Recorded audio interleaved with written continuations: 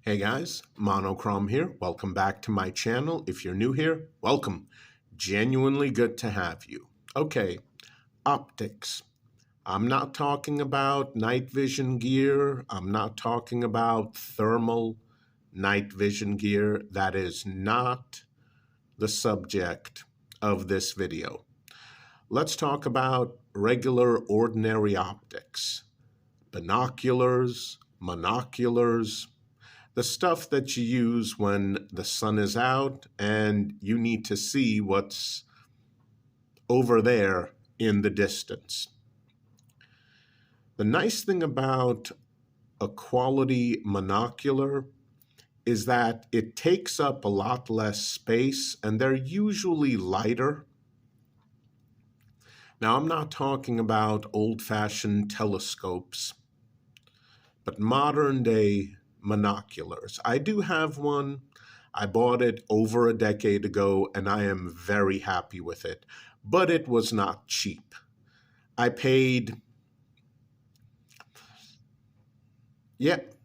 I think I paid $100, maybe a little more. And keep in mind, that was over a decade ago. So yeah. The problem with monoculars is that when it comes to the masses, they're not nearly as popular as binoculars. So companies that produce optics, they're willing to spend the time, energy, resources, and money coming up with good quality, budget-friendly binoculars. But because the demand from the general public is not nearly as strong for budget-friendly monoculars, you generally don't see those. But you're looking at one right now. This is the Brunton Echo. It's been around for easily over a decade, probably longer. And it is the least expensive monocular, branded monocular that you can buy on the market today. Although it was significantly less expensive about 5 years ago or so, when you could pick up one of these in various colors any day of the week, $20. Nowadays, right around 30. Now, from 20 to 30, that's a significant price jump, especially if you're on a tight budget.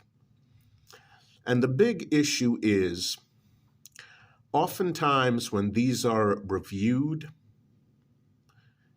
people point out the fact that when you look through them, the image is a little shaky.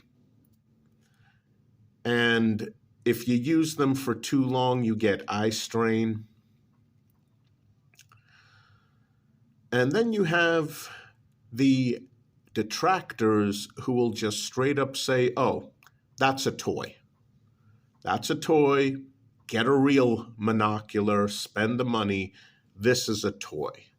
So, what do I think of it? After having purchased it and tried to use it? Oh, every single person out there who has said, yeah, it's got a couple of problems, but it's a decent monocular. Yeah, screw you. Yeah, how about that? Screw you, you miserable liars and shills. Screw you. And every single person who has said, oh, this thing's a toy. You know what? Screw you too, because this thing is not good enough to be called a child's toy. It's not. It's not. Let me show you all the problem. When I got this, I tried looking through it. I saw nothing. Big black nothing. So I'm angling it this way, that way. I see a little bit of daylight in maybe this little corner. Mm-hmm. So I'm like, well, what the hell is that? So I try focusing it. You don't focus it from here. You focus it from here, 7 by 18 power. You focus it from here, and as you can see, there's not much, for lack of a better term, focusability. And when this thing was fully opened and I shook it in my hand, it rattled. Yeah, I don't think that's supposed to happen. That sure as hell does not happen on my quality monocular. But okay, the good things. It has a rubberized finish that's not too sticky. Nice rubberized finish. So that's good. You can hold on to it. It does come with a lanyard that you could attach through here, which is a good thing on a monocular. It does come with other accessories besides the lanyard. You get this very small polishing cloth for the lenses. Thank you, Brunton, for that. And you get a very cheap but surprisingly well put together carry case. Velcro opening. It does have a belt loop, but yeah, you could maybe fit that through a dress belt. Probably best to put a large carabiner through here and then put the carabiner on a belt loop. Yeah. But overall, for a cheap belt pouch, this is surprisingly well made. Honestly, better made than the Monocular. Toy? Heck no. Children's toys are better quality than this thing. So when it was clear that this thing wasn't working properly, I decided, well, I paid $30 for it. Let me see what the issue might be. So I tried unscrewing it from here. Nope. I tried unscrewing it from here, and yes, you can unscrew it. Yep, unscrewed it. Yep. Lenses over here. And yeah, take a look at those very thin, very non-quality threads. Then again, hey, it's $30. What do you expect? Well, 5 years ago, it used to be $20.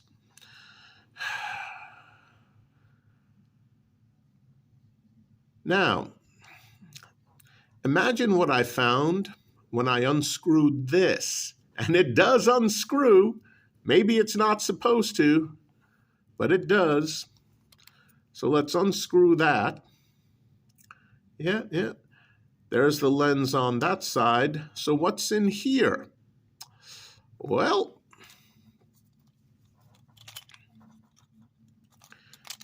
imagine my surprise when all of this fell out into my hand.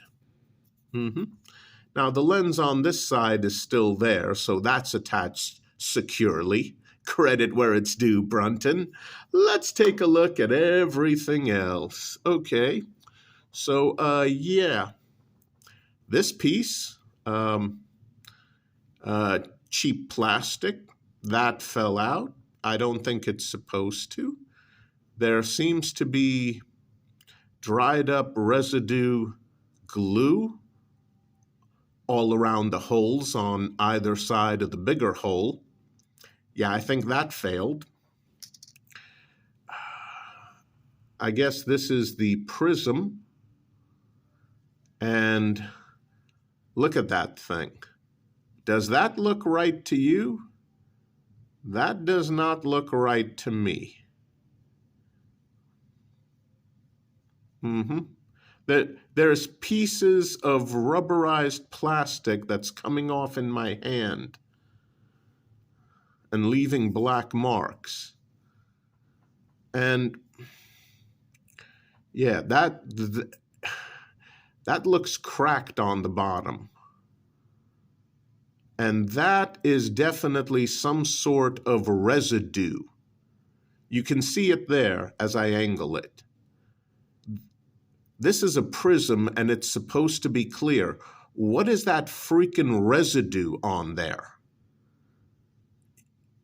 Yeah. So even if this thing worked out of the very tight blister pack that's completely tamper-proof, yeah. Imagine seeing that. Some sort of weird residue, maybe scratches. Nope, that's residue.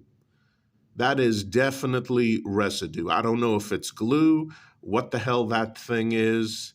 As you can see, it's not securely attached because there's rubberized pieces over here that probably shouldn't be on the prism. There's one large plastic piece over here. That probably should be on there. I don't think these rubberized pieces on the sides should be there. And sure as hell, that whatever the hell that is should not be smudged up against the prism. Let's take a look at this piece. Oh, hold on. I'm dropping pieces here. Yeah, this thing is in pieces. I think you're supposed to be able to focus through that hole to get a better picture, but I'm just guessing. Yeah, this thing looks broken. Let's take a look at this piece of prism. Okay, it seems to be more secure in the base, but again, yeah, why is there residue on my prism? You can see that there. Yeah. You can't see through that. Like if that was clear, at least you'd be able to see through it, this tiny portion onto here. Look at that residue. Look at it. What the hell? Let's turn it around. Okay, and this side seems to have micro scratches. Yep, there's a micro scratch right there. You can see it. And yeah, what is that residue? Now, I know what you guys are probably thinking. Hey, Mono, you know what? Maybe it was broken in transit. Fair enough, optics do tend to be a bit fragile, but sure as hell not as fragile as this. Come on, even by optic standards, they are not this fragile. No, I have ordered fragile items through the mail. Just recently, I ordered a small domestic oil lamp for lighting purposes. It came with a glass dome, and the glass dome was made out of very thin glass, but it arrived to me safe and sound. These items are inside this rubberized case, for lack of a better term, and this is what I get. Plus, even if this had been damaged in transit, oh my goodness, how fragile is the Brunton Echo that it got this damaged, that all these pieces that are probably supposed to be in one piece on the inside got broken off. This piece should probably be attached over here somewhere. This should be attached. This, I mean, what the hell? What the hell? How idiotically fragile is this monocular that it shows up like this? Seriously?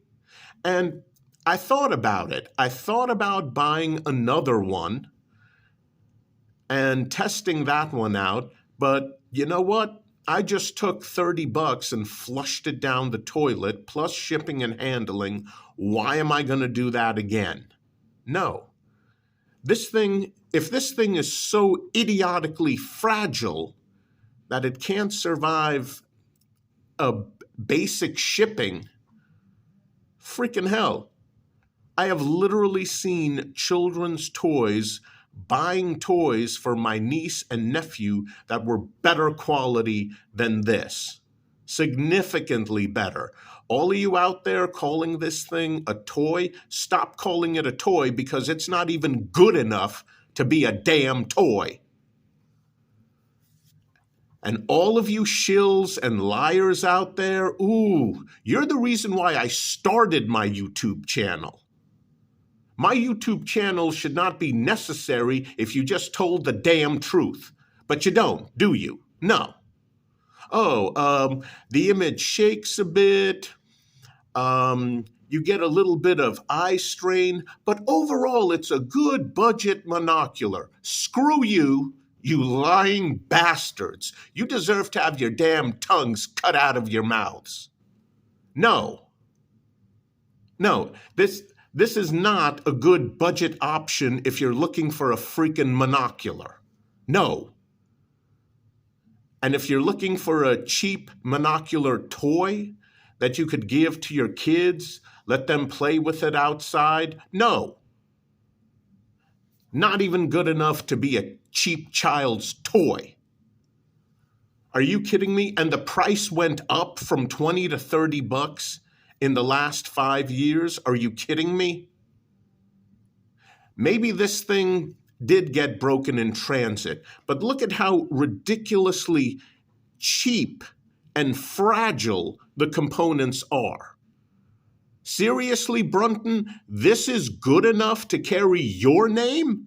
I have so many Brunton compasses that I have put in a variety of survival and outdoor kits. And the compasses, they work well. This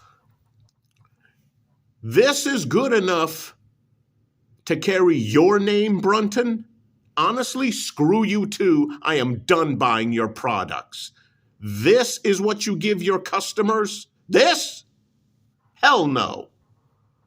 Guys, there aren't going to be any damn specs in the description box below because this thing is junk. Look at it. It's in freaking pieces. It was broken on the inside when it arrived. If it is that idiotically fragile, no, I'm not ordering another one to see how well it performs. No. If you want good optics that you can use in daylight, don't waste your freaking money on this junk, this literal junk. Look at this thing. If I knew I was going to get this, I sure as hell wouldn't pay 30 bucks for this. Are you kidding me? As a matter of fact, I'm throwing this crap away right now. Yep. There's a garbage bin right next to me. What would I pay for that crap? $2. I'll pay you $2 for the freaking carry case and the polishing cloth that I can use on my quality monocular. Or, yeah, go to Walmart, buy a cheap orange match case, want to carry it around on your belt? There you go. There you go. Yeah, nice polishing cloth. Unlike the Brunton Echo, this works. So yeah, I'll pay you $2 for this and this. Seriously, guys, I have no good budget alternative for the Brunton Echo. But yeah, you're better off taking your $30 and wiping your backside with it than buying that piece of garbage. I'm so ticked off, I'm done. I'm done with you, Brunton. That's what you give to your customers? Hell no. Done. never buying any of your products again. Guys, stay safe out there.